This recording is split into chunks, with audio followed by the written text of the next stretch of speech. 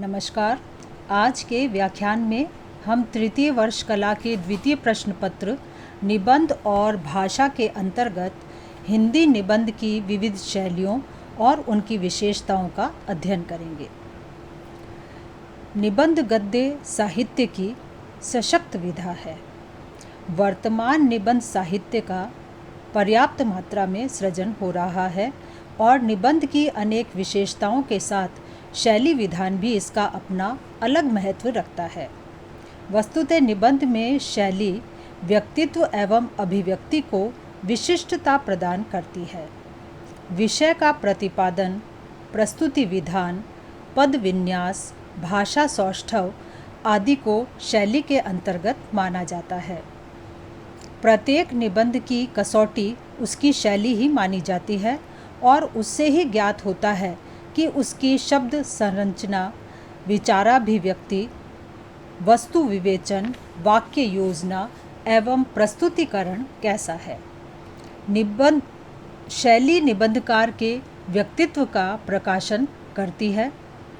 हिंदी के समीक्षकों ने निबंधों की कुछ शैलियाँ बतलाई हैं, जिनमें प्रसाद शैली, समास शैली, व्यास शैली, विवेचन शैली, व्यंग शैली, धारा शैली, तरंग शैली, विक्षेप शैली, प्रलाप शैली आदि शैलियाँ प्रमुख हैं। इन शैलियों में नाम परिवर्तन या संख्या परिवर्तन में न्यूनता और अधिकता भी देखी जाती है। शैली के प्रमुख 4 अंग होते हैं। पहला अलंकार योजना, दूसरा अर्थ चमत्कार, तीसरा ध्वनि चमत्कार और चौथा वाक्य सौंदर्य। इन सब अंगों से परिपुष्ट शैली निबंध को प्राणवान बनाती है तथा उनके आधार पर ही निबंध रचना में विशिष्टता आती है। प्रमुख शैलियों में पहली व्यास शैली। प्राय वर्णनात्मक एवं विवरणात्मक निबंधों के लिए इस शैली को अपनाया जाता है। इसमें विचारों एवं भावों को सरल शब्दावली में गुम्फित किया जाता है, मिलाया जाता है और सुबोधता एवं प्रसाद गुण इसमें समाविष्ट रहता है। दूसरी समास शैली। विचारात्मक एवं भावात्मक निबंधों में समास शैली का प्रयोग किया जाता है। शुक्ल जी के मनोविकारों से संबंधित निबंधों में तथा अन्य लेखकों के ललित निबंधों में इस शैली को देखा जा सकता है।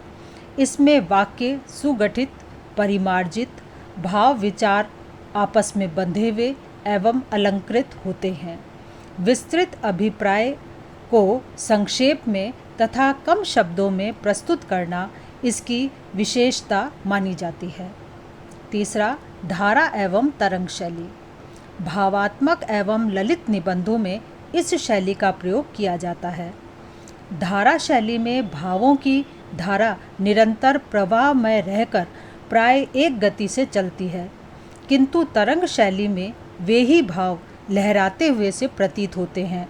तरंग की भांति निबंध की वाक्यावली भी में उठते और गिरते प्रतीत होते हैं। आचार्य हजारी प्रसाद द्विवेदी के ललित निबंधों में इस शैली को देखा जा सकता है। चौथा विक्षेप और प्रलाप शैली। आत्मपरक तथा भावात्मक निबंधों में विक्षेप शैली का प्रयोग प्राय किया जाता है। विक्षेप शैली में भावों एवं विचारों की अभिव्यक्ति में तारतम्य और नियंत्रण का अभाव रहता है और वह कुछ उखड़ी उखड़ी सी प्रतीत होती है। प्रलाप शैली में वाक्य योजना इस तरह की रहती है कि उनसे भावाभिव्यक्ति में तीव्रता के साथ कुछ रुक्षणता भी रहती है, आ जाती है। पांचवा व्यंग्यात्मक शैली। यह शैली सभी प्रकार के निबंधों में प्रयुक्त की जाती है।